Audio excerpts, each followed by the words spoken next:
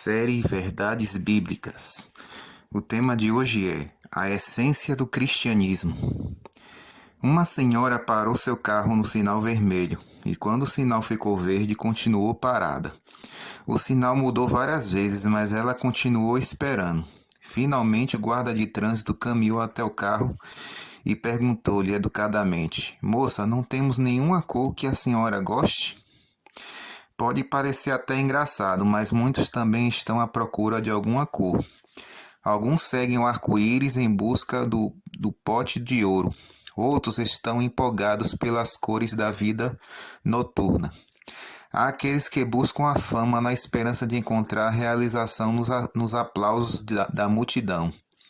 Alguns buscam satisfação nas profundezas do seu interior e meditam horas a fio. E outros, com boa razão, tentam tudo isso e dizem: nenhuma dessas cores me satisfaz. De fato, só existe um meio de atrair homens e mulheres para uma vida melhor. Jesus disse: Mas eu, quando eu for levantado da terra, atrairei todos a mim. João 12, verso 32. Não existe maior poder de atração em todo o universo do que Jesus, o crucificado. Infelizmente, alguns cristãos têm feito sua vida parecer amarga, cinzenta, triste e incolor.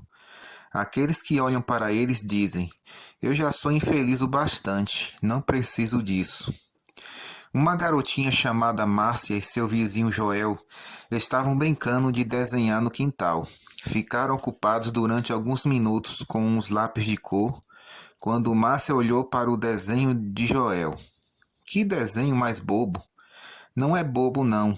Em seguida, Joel baixou a voz e perguntou: Por que o achou bobo? Isso aí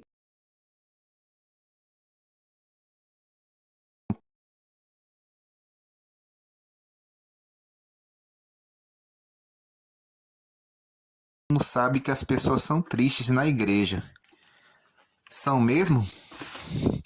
São sim. Eu ri na igreja do Pedrinho uma vez e gritaram comigo. Acho que Deus não gosta que as pessoas riem na casa dele. E quando você fala com ele, deve abaixar a cabeça e ficar muito triste.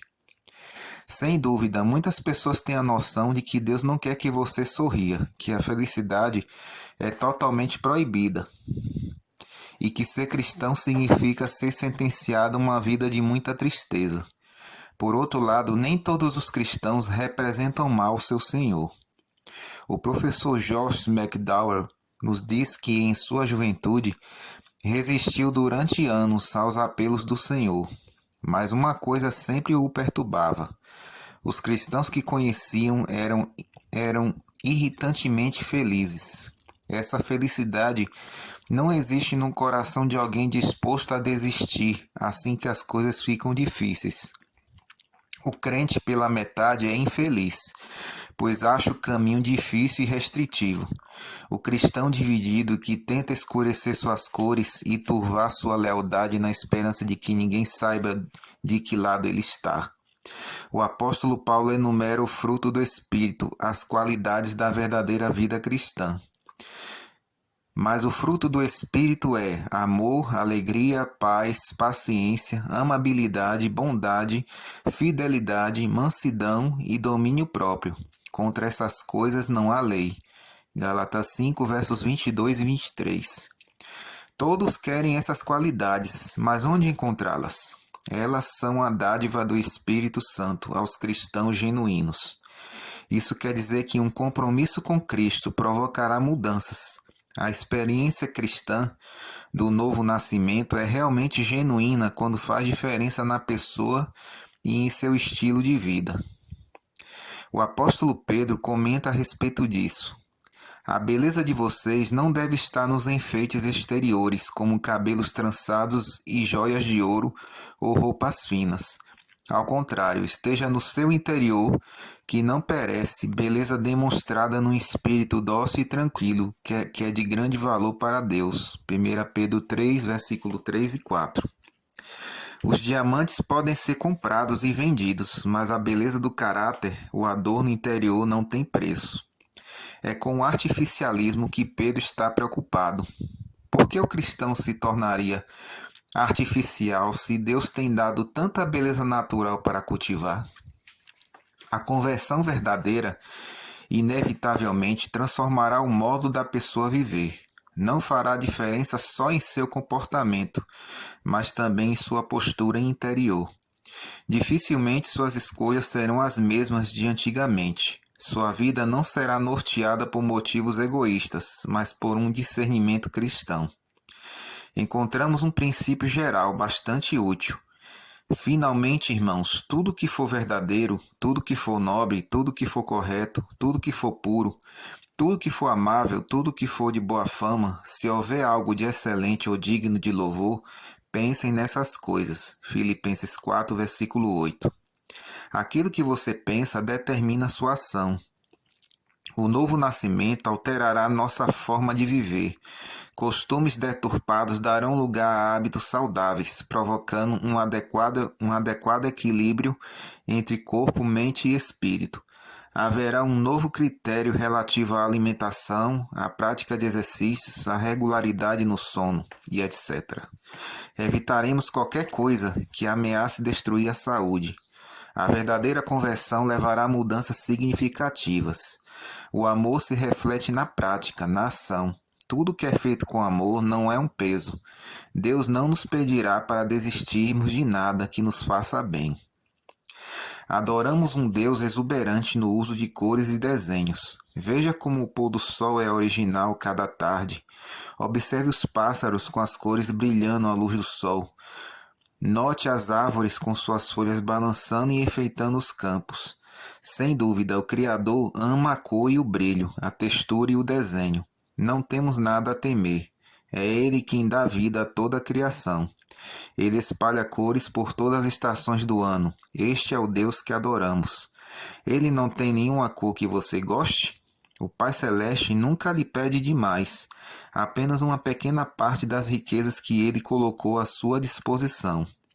O Salvador lhe pedirá que professe sua lealdade publicamente, entrando nas águas e sendo batizado da mesma forma que Ele. Você abriria a mão do privilégio de se unir publicamente àquele que morreu por você? Assim que Jesus foi batizado, saiu da água. Naquele momento o céu se abriu, e ele viu o Espírito de Deus descendo como pomba e pousando sobre ele. Mateus 3, verso 16. Jesus saiu das águas com roupas respingando e ajoelhou-se humildemente na margem do Jordão. Então o Deus do céu quebrou o silêncio dos séculos e falou: Este é meu Filho amado em quem me agrado. Mateus 3, verso 17. Jesus foi ao Rio Jordão para ser batizado. Ele saiu da água, ou seja, seu batismo foi por imersão. Ele não se satisfaria com um pouco de água derramada sobre ele. Lemos que Filipe batizou o etíope do mesmo modo que Jesus foi batizado. Prosseguindo pela estrada, chegaram a um lugar onde havia água. O eunuco disse: Olha, aqui há água. Que me impede de ser batizado? Disse Filipe: Você pode, se crê de todo o coração. O eunuco respondeu: Creio que Jesus Cristo é o Filho de Deus. Assim deu ordem para parar a carruagem.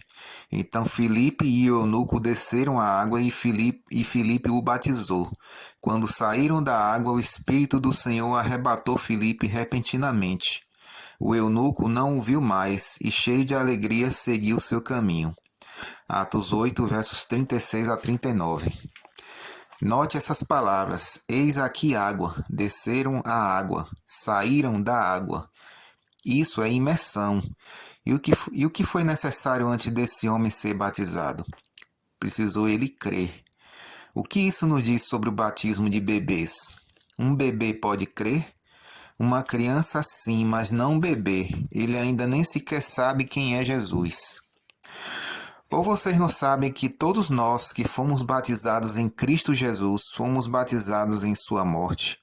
Portanto, fomos sepultados com ele na morte por meio do batismo, a fim de que, assim como Cristo foi ressuscitado dos mortos, mediante a glória do Pai, também nós vivamos uma vida nova. Romanos 6, versos 3 e 4.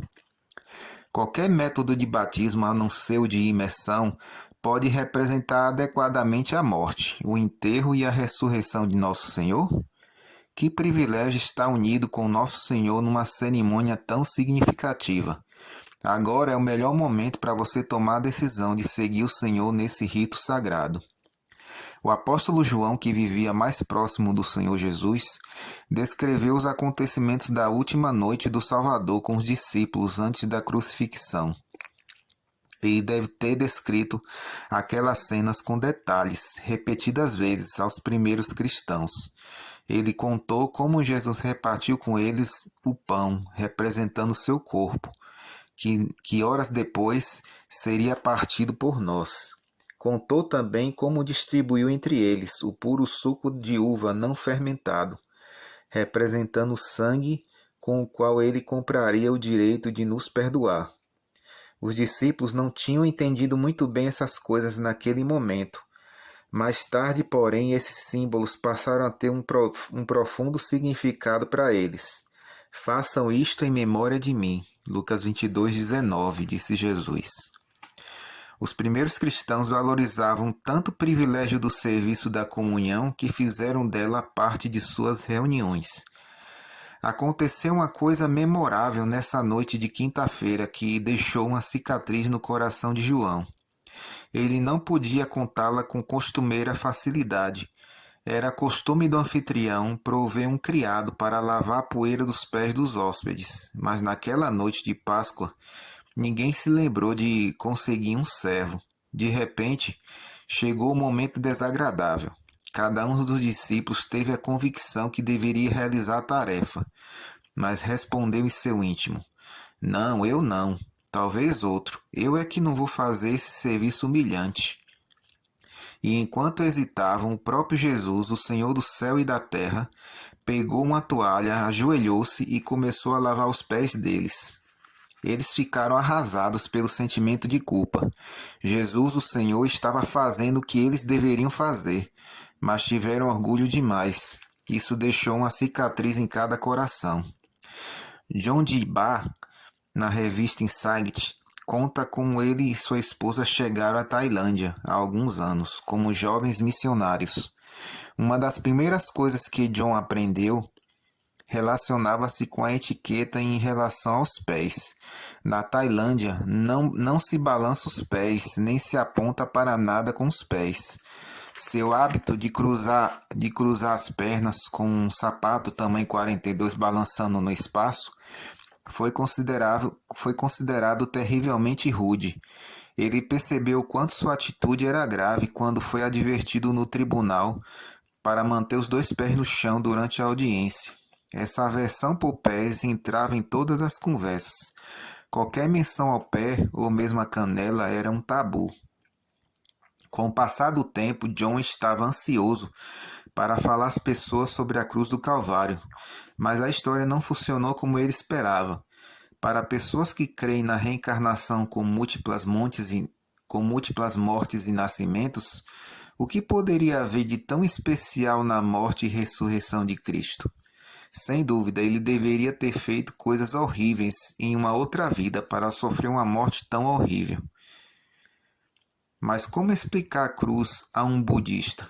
Então um amigo budista devoto veio visitar John. Ele disse que um conhecido seu, um monge budista, estava construindo um salão das religiões do mundo em seu mosteiro e gostaria de saber se John poderia visitá-lo e sugerir cenas apropriadas e passagens para representar a religião cristã. John concordou em ir. No dia marcado, ele pegou sua motocicleta e orou por sabedoria. John e o monge visitaram alegremente todos os edifícios e setores. Chegando ao Salão das Religiões do Mundo, John admirou os murais já completos e aí assentaram-se. O monge expressou suas próprias ideias. Professor, o que o senhor julga ser a essência do cristianismo? John mencionou ao monge João 13. Encontrou a passagem para ele em sua Bíblia e lentamente a leu na linguagem Thai, como Jesus lavou os pés dos discípulos. O monge nada disse enquanto ele lia, mas John podia sentir uma paz estranha e um poder incrível naquelas palavras. Quando terminou, o monge olhou para cima com grande incredulidade e perguntou: Você quer dizer que o fundador da sua religião lavou os pés de seus alunos? A testa do monge enrugou de choque e deslumbramento. Ele ficou sem palavras e John também. A expressão no rosto do monge tornou-se muito reverente. Jesus, o fundador do cristianismo, de fato, tinha tocado e lavado os pés sujos de pecadores. Jesus lavou os pés de homens que não estavam dispostos a lavar os pés do seu Senhor. O amor deles por Jesus tinha sido grande o bastante para falar a respeito, para fazer promessas de que morreriam até por ele, mas não passava de palavras. Com a culpa atravessando o coração, tiveram uma imagem clara daquilo que Jesus vinha tentando ensinar-lhes todo o tempo. O amor é algo que se pratica e cerimônias não salvam. Não há nada na água, no pão ou vinho que possa mudar as pessoas. O batismo e a Santa Ceia são uma expressão pública do relacionamento que já existe com Jesus. Você quer desenvolver um relacionamento com Cristo? O batismo é a confirmação desse relacionamento. Você aceita ser batizado do mesmo modo como Jesus foi? Pense e ore sobre essa decisão importante. Vamos orar. Querido Pai, que queremos entregar em Tuas mãos essas pessoas que estão ouvindo esse áudio, que ela possa, Senhor, tomar uma decisão de se batizar, te aceitar como Senhor e Salvador pessoal e assim viver uma vida de relacionamento contigo. Em nome de Jesus, amém.